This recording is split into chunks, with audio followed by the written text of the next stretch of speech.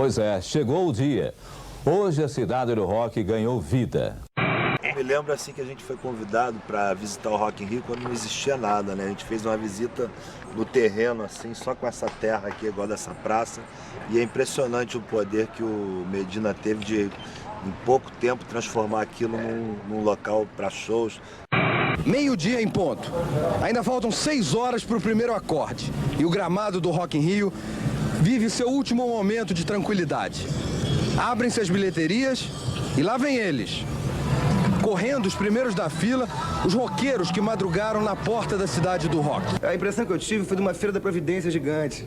De repente chega um festival em 1985 e diz que vão ser 10 dias de música, eram 10 dias, não era isso? Não, 10 dias de música e com aquela quantidade de nomes internacionais que eles anunciavam. Uma banda de rock internacional vir para o Brasil era um acontecimento. Você pode contar nos dedos das duas mãos o número de shows internacionais que você teve no Brasil. Era um negócio muito raro, ninguém passava por aqui. 3 da tarde, faltam 3 para o Rock in Rio. E a enorme plateia já está toda colorida. Pô, a juventude ficou... Todo mundo, juventudes e velhos também, que passaram a vida ouvindo rock e pop e nunca tinham tido oportunidade de ver assim, não tendo que pegar o aeroporto, né? É um privilégio pra gente, pra quem está de fora. Quem vem de fora fica desbundado. O Rod Stewart fica desbundado com o Rock in Rio, de beber. Ai, ficar nervoso com o público, é genial. A gente entrou no calendário. Eu não perdi nenhum dia. Eu me lembro que choveu o Rock in Rio inteiro. E eu ia pra lá, ficava no meio do povo. Raios de verdade também riscaram o céu da Cidade do Rock. E durante 3 dias, a chuva caiu, alagou tudo, sujou todo mundo. Mas por incrível que pareça, lama também é festa. Fiquei lá na lama, chaforcando lá na lama, porque era uma coisa louca. No último dia o mau cheiro era tanto que ninguém conseguia ficar lá. Mas eu fiquei porque mãe faz qualquer sacrifício, né? Depois toma um banho, o cheiro de lama sai, não tem problema. Como é que está a expectativa de vocês? A expectativa é a melhor possível, acho que vai ser um show incrível, né? Temos todo mundo aqui a 1000, né? Já fazendo ginástica para aguentar aquele palco imenso, né? Aquele festival não seria possível se naquele momento o rock brasileiro não tivesse forte o suficiente para as próprias firmas de marketing, de propaganda e outras coisas assim terem percebido que tinha um público de rock no Brasil que consumia não só rock internacional, como rock brasileiro. E aí é onde nós entramos. Nós, na verdade, entramos pela porta lateral. Eu tô pedindo a tua mão, me leve pra qualquer lado. Só um pouquinho de proteção ao maior abandonado. Eu acho que o Rock in Rio 1 foi um marco na carreira do Barão Vermelho. E a gente já era disco de ouro quando a gente subiu no Rock in Rio, né? Isso serviu assim como um cartão de visita, evidentemente. Foi a grande explosão do Barão Vermelho, digamos assim, acho que foi a prova de fogo. Eu era jovem. Eu tinha 50 anos. Mentiras sinceras me interessam. Mas estava mais histérico e tenso do que eles todos. Aquilo ali era o Barão Vermelho, como estava acostumado a tocar. Eu tenho várias pessoas que eu encontro na rua que falam que o primeiro show que eles viram na vida dele foi o show do Barão no Rock in Rio. Uma pessoa que trabalhou comigo, profissional de música, fala: o primeiro show que eu saí de casa, que meu pai me deixou de sair de casa para ir assistir um show de rock, foi o show do Barão Vermelho no Rock in Rio. Eu falo: cara, que loucura. Raspas e restos me interessam. Cazuza, Frejá e os meninos, acho que nem eles esperavam a repercussão que o show teve, que a apresentação deles gerou. Você dá mal paranoia de repente? Quando você olhou lá de cima e viu pela primeira vez o palco, aquele espaço todo? Pergunta pra qualquer um que dá. Dá. Não acredito que ninguém diga que não. Pois é. Eu que sou uma pessoa que nunca me esquento com nada, hoje dá uma tremidinha. E uma tremidinha boa. 200 mil pessoas, um mar de gente, você não via acabar, gente. Todo mundo cantando e dançando, podendo ser feliz, última música do show. Uma loucura. Mas no primeiro dia, no dia à noite, eu me lembro de sair claramente com a sensação que o pessoal, eu não via a plateia, não ouvia como a gente estava acostumado de ver ali o público, a reação, e com a sensação de que, pô, será que gostaram? E aí começamos a ver feedback de todo mundo que tinha gostado. A gente não estava acostumado com aquela reação de, né, de grande... O pessoal não tinha gostado? Não, achei que o pessoal estava tendo uma reação fria. Era um... Jura? Eu não vi a plateia. Eu não via a plateia. Engraçado. Era boa. Eu vi no dia, no último dia, assim, que a gente via. Que era de dia, né? Que era de dia, a gente via a reação. No primeiro dia eu não senti nada. Eu percebi depois. Eu já na noite, eu percebi que a plateia gostou. Mas pra mim teve o estranhamento de tocar num palco tão grande. Eu não conseguia me ouvir tão bem. E a gente, a partir dali, teve uma experiência muito grande em termos de eventos internacionais, no sentido da gente tentar, naquele dia, aproveitar o palco ao máximo. E a gente ficou muito longe um do outro. O Barão Vermelho, daquele dia em diante, depois do festival, a gente nunca mais tocou assim. A gente sempre tocou todo mundo juntinho. Estávamos acostumados a tocar em lugares menores, cheios, lotados, mas bem menores. E, de repente, vai uma reação... Aquela coisa lenta, atrasada, quer dizer, pra mim foi uma grande surpresa, foi totalmente diferente. E aí quando começamos a conversar com familiares, com amigos, e depois vendo na mídia, tinha sido um show bem sucedido e ótimo, mas eu levei alguns minutos pra ficar confiado. Bom, acho que foi mesmo. Essa não é uma noite dos metaleiros, né? E o Barão Vermelho inserido nesse contexto. O que me dizem os rapazes? Barão Vermelho, do Zec, Cid Abelha, todo mundo. Eu acho que ao mesmo tempo que o Cazuza, mesmo com toda a sua irreverência, e o Frejá já mais sério, e os outros meninos tinham a expectativa de fazer um grande show, claro, queriam um sucesso, o Barão ainda estava se firmando, e aquele show era decisivo, né, para o reconhecimento do público, tinha todo um pânico por conta das apresentações anteriores. O Dussek ficou muito abalado e ele entrou no nosso camarim dizendo, cara, eles me jogaram pedras, cuidado, vai ser perigosíssimo vocês entrarem no palco. E aquilo, a gente ficou assim, calma, cara, e depois que ele saiu, a gente falou, cara... isso pode ter acontecido com eles, mas eu acho que provavelmente, a gente acha que provavelmente isso não vai acontecer aqui com a gente não. Vamos entrar lá que eu acho que as coisas vão dar certo, a nossa sonoridade tem mais a ver com o que vai rolar depois, que eram as outras bandas de hard rock e tal, e tanto que pra gente deu super certo, não teve nenhum tipo de manifestação, não teve uma pedrinha, um ovinho, muito pelo contrário, a gente foi super bem recebido.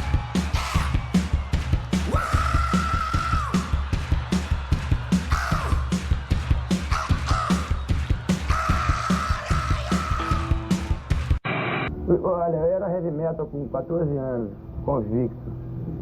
Sempre fui. O heavy metal é um estado de espírito, não é? Sim, e mudou quanto? A gente foi mudando. Ninguém é heavy metal a vida inteira. O Brasil vivia um momento especial também, do ponto de vista político, histórico, porque a ditadura tinha recém acabado, a democracia ainda estava para chegar, mas já havia uma pulsação muito clara pela liberdade. O mais importante dos anos 80 foi a descoberta por toda uma geração que nunca tinha votado, que nunca tinha tido nenhum envolvimento político, que descobriu a liberdade de expressão. E aí era um parque de diversões, a gente podia dizer o que queria, aí, de recitais de poesia, e as bandas proliferando e falando. De rock sempre é isso, né? Quer dizer, sempre a contestação, é sempre a busca da felicidade, o compromisso com a liberdade. Eu acho que é o clima de esperança. Rock em Rio, dia 15 de janeiro, dia da eleição do novo presidente. Os roqueiros estavam lá na cidade do rock, mas o coração deles também estava na bandeira da nova república. Ela foi vista em todo canto da cidade do rock. Era um dia importante assim para o Brasil, né? Nós todos ali éramos meio que representantes de uma geração que estava começando a acreditar num país que estava para acontecer e que infelizmente até agora não aconteceu, mas isso é outro capítulo. Não, aconteceu no sentido de ser um país democrático. Exatamente, Foi assim na cidade do rock o dia da eleição do novo presidente do Brasil.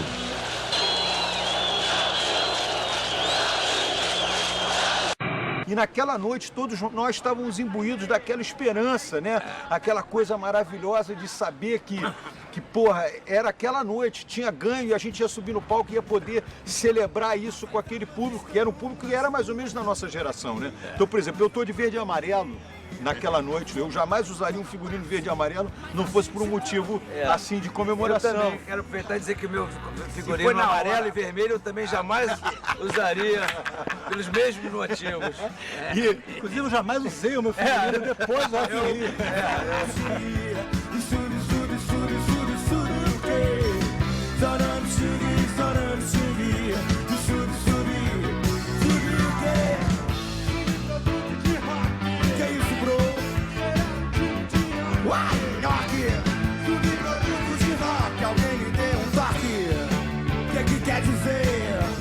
naquela época, mesmo na turnê do Maior Abandonado, que é basicamente o repertório que a gente está tocando ali, é o da turnê do Maior Abandonado, não só do disco, mas o que a gente tocava nos shows daquela época. Mas naquele show teve a participação do Zé Luiz e umas 3 ou 4 músicas, não lembro quantas, né?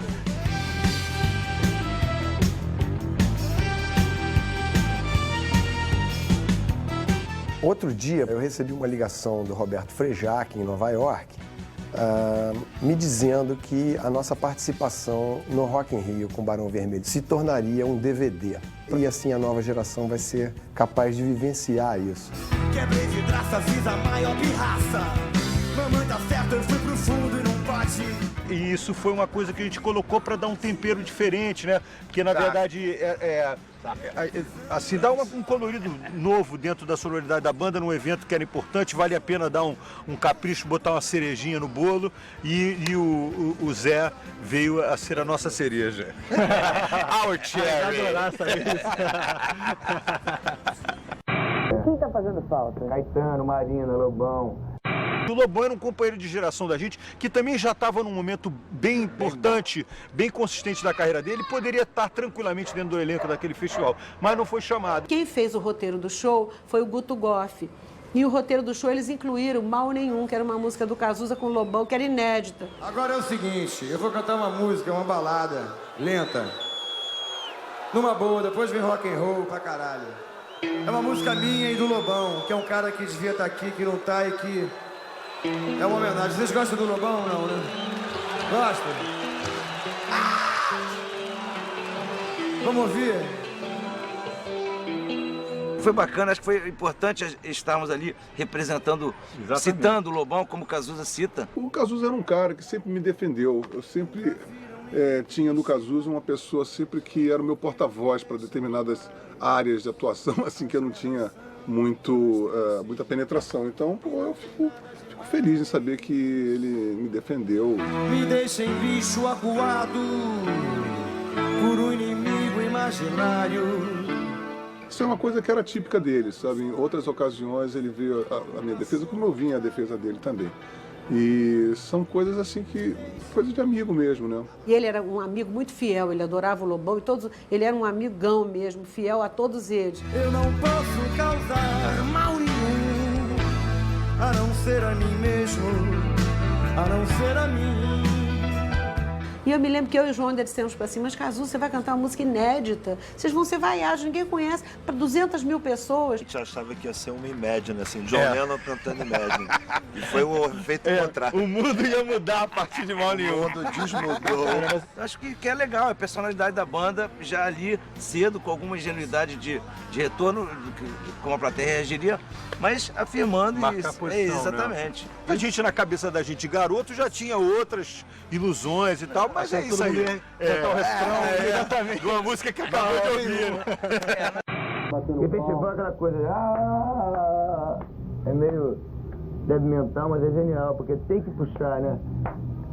A palminha. E também, pra quem tá no palco, deve ser uma vitória incrível puxar. Ganhei essa. Pinta isso? Pintou. Tem.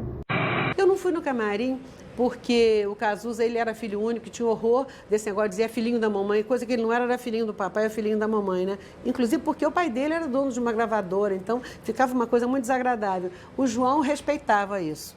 Ele ficou lá num aquário onde a TV Globo ficava, assistindo uma coisa chiquérrima com ar refrigerado. Mas eu não, eu queria me meter mais um pouco, queria me enfiar lá no meio do povo, me enfiar no meio dos artistas, e ele não deixou. Ele falou, mamãe, você ainda não entendeu uma coisa, mamãe. Roqueiro não tem mãe, esquece isso. Roqueiro não tem mãe? Né? É sensacional. Com todo respeito à Lucinha, com todo respeito que eu tenho à Lucinha, o Cazuza estava coberto de razão. Você só é minha mãe dentro de casa, se esconde atrás de uma pilastra, já que não tem pilastra, fica no meio do povo. Mas eu não quero que você apareça aqui no camarim. Aí eu respeitei. Eu acho que, na verdade, o Cazuza quis poupar a Lucinha de alguma apurrinhação. Foi mais uma coisa de uma demonstração de carinho do filho do que propriamente proibir a mãe de estar no camarim do roqueiro. Roqueiro não tem. Proibir. Roqueiro não tem mãe. Mãe de roqueiro. Eu não sei o que o meu corpo abriga nessas noites quentes de verão. E nem me importa que 1000 raios partam qualquer sentido vago de razão.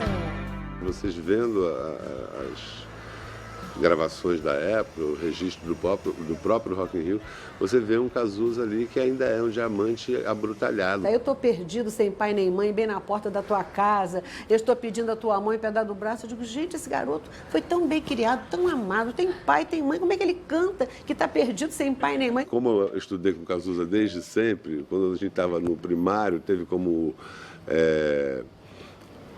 um trabalho para casa, entrevistar uma celebridade. Naquela época não se chamava celebridade, né? Entrevistar alguém famoso. E o João Araújo, pai do Cazuza, conseguiu que o Vinícius de Moraes nos recebesse, né? Nós tínhamos 10 anos, uma coisa assim, eu e o Cazuza, e fomos de manhã para a casa do uísque, para a casa do uísque, na verdade. Para a casa do Vinícius, ele nos recebeu dentro da banheira, tomando seu uísquinho já, e começou a gostar do papo com a gente almoçou, e no final da tarde ele ofereceu o maluco, o uísque para os 2 moleques. E o João, outro dia, até está escrevendo as memórias dele, o pai do Cazuza, me lembro, não sei se eu estou maluco, você e o Cazuza bem pequenininhos, chegando em casa completamente bêbados.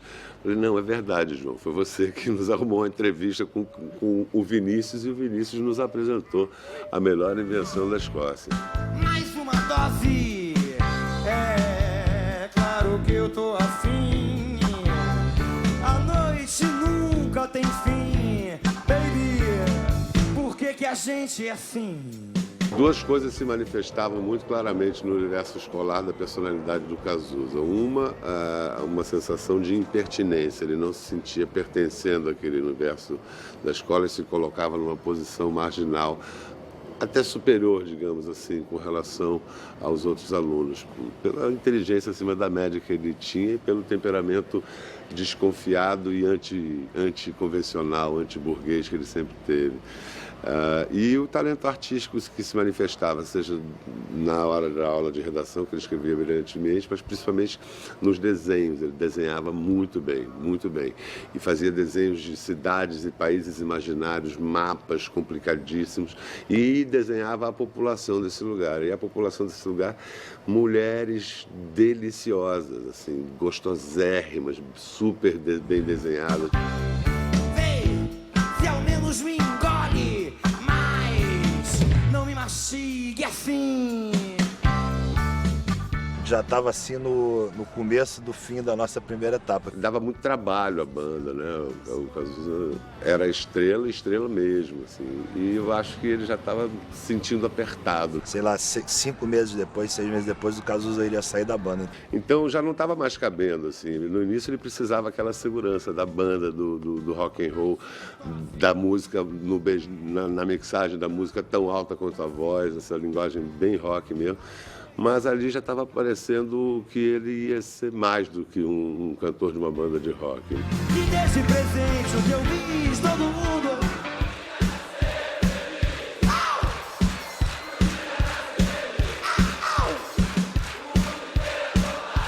E a gente dormir.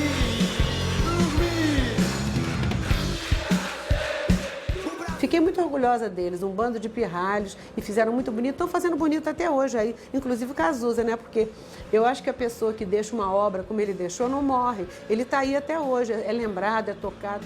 Valeu! Que o dia nasça lindo pra todo mundo.